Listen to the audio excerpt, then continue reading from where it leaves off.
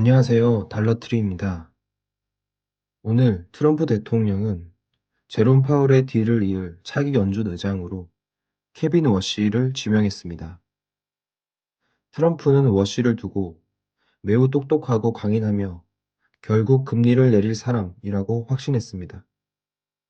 지명 소식이 전해지자마자 시장의 베팅은 그에게 쏠렸고 국채 금리가 요동치기 시작했습니다. 90년대 앨런 그린스펀 전 연준 의장이 이끌었던 시기가 떠올랐기 때문입니다. 케빈 워시는 마치 90년대 생산성 폭발을 이끌었던 앨런 그리스펀의 방식을 신봉하고 있습니다.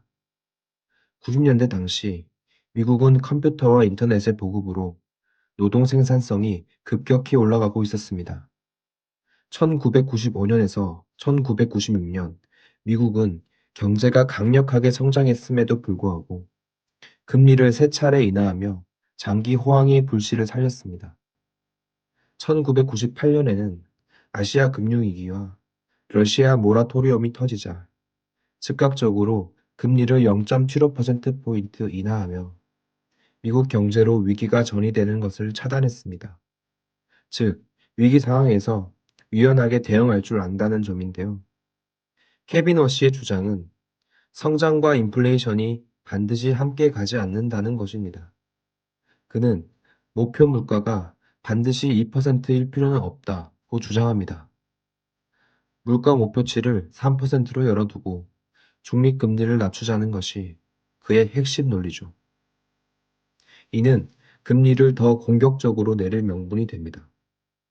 결국 AI를 통한 생산성 향상이 물가를 잡으면서도 경제를 성장시킬 수 있다는 확신과 함께 돈의 가치를 떨어뜨려 자산 가격을 올리는 이른바 디베이스먼트 전략의 서막입니다. 저번 영상에서 미국이 국부를 창출하는 방식을 금융과 소비 중심에서 다시 생산과 실물 자산 중심으로 개편하려는 거대한 국가 개조 전략이라고 말씀드렸는데요.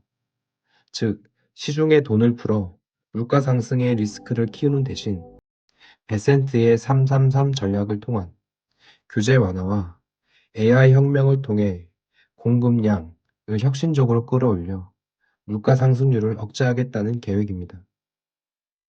과거 케인스주의처럼 돈을 풀어 수요를 자극하는 방식에서 벗어나겠다는 것이죠.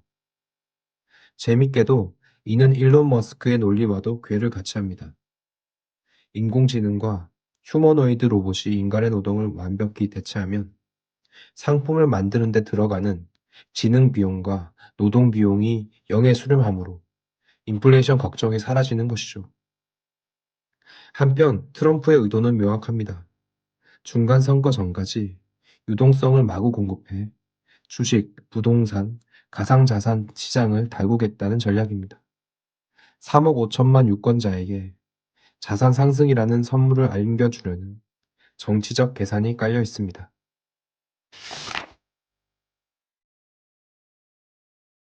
미국은 공급 혁명을 통한 저물가 고성장 체제로의 패러다임 전환에 그치지 않을 것입니다. 대규모 양적 완화를 위해 국채 발행을 늘리고 이를 뒷받침할 스테이블 코인 입법을 가속화할 것입니다.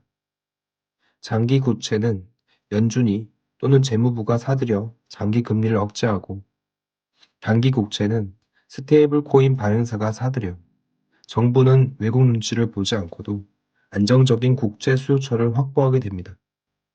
이는 국채 발행이 늘어도 스테이블 코인 발행사가 탄탄하다면 금리 급등을 막고 부채 조달 비용을 낮게 유지할 수 있습니다.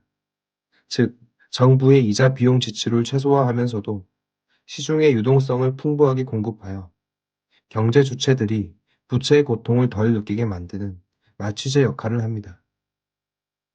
비트코인을 전략적 비축 자산으로 확보하려는 움직임도 주목해야 합니다. 연준이 보유한 금을 팔아 비트코인을 사들이는 포트폴리오에 대전환이 일어날 수 있습니다. 미국의 막대한 국가 부채는 금리가 높을수록 이자 부담이 기하급수적으로 늘어납니다. 공급 혁명으로 고성장을 이루더라도 대규모 양적 완화로 유동성이 풀리면 화폐 가치는 하락하게 됩니다. 그러나 의도적으로 물가 상승률을 3%로 열어둔다면, 그렇게 하여 국채 이자율보다 높게 유지되는 상태를 지속시키면 시간이 흐를수록 정부가 갚아야 할 원금의 실질적인 가치가 줄어듭니다. 이는 10년 전 빌린 1조 달러보다 현재의 1조 달러 가치가 훨씬 낮아지게 만들어 국가 부채 비율에서 분모인 GDP는 키우고 분자인 부채의 무게는 줄이는 효과를 냅니다. 유동성의 파도가 밀려오는데 물가 목표치마저 3%로 높아진다면 시장은 이를 단 하나의 문장으로 해석할 것입니다. 현금을 들고 있는 것은 곧 손해다.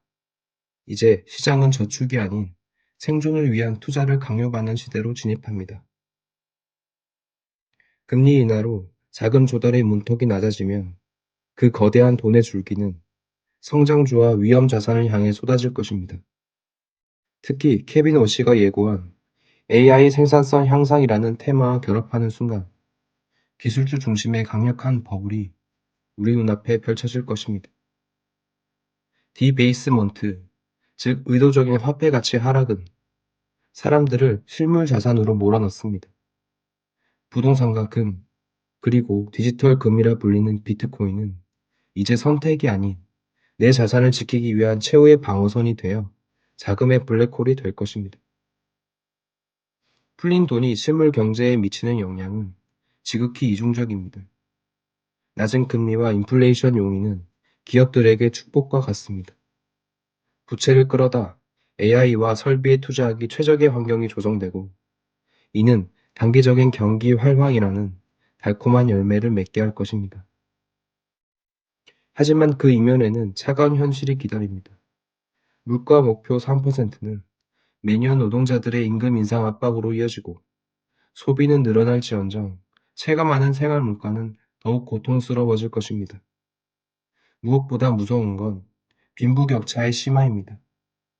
자산 가격이 20%뛸 때 물가가 3%에 머문다면 자산을 가진 자와 자산이 없는 자의 간극은 회복이 불가능한 사회적 갈등의 불씨가 될 수도 있습니다. 생산성이 물가를 눌러주는 찰나의 순간, 미국은 부채를 녹아내리고 자산은 불어나는 마법 같은 구간을 지나게 될지도 모릅니다. 그러나 기억해야 합니다. 이것은 극도로 위험한 외줄타기입니다. 생산성이 유동성의 속도를 따라잡지 못하는 그 찰나, 3%의 목표는 5%, 7%의 광기로 변하며 스태그플레이션이라는 가혹한 결과를 내줄 것입니다. 오늘 내용이 좋았다면 구독과 좋아요 부탁드리고요. 다음 영상에서 더욱 알찬 영상으로 찾아뵙겠습니다. 이상 달러트리였습니다. 감사합니다.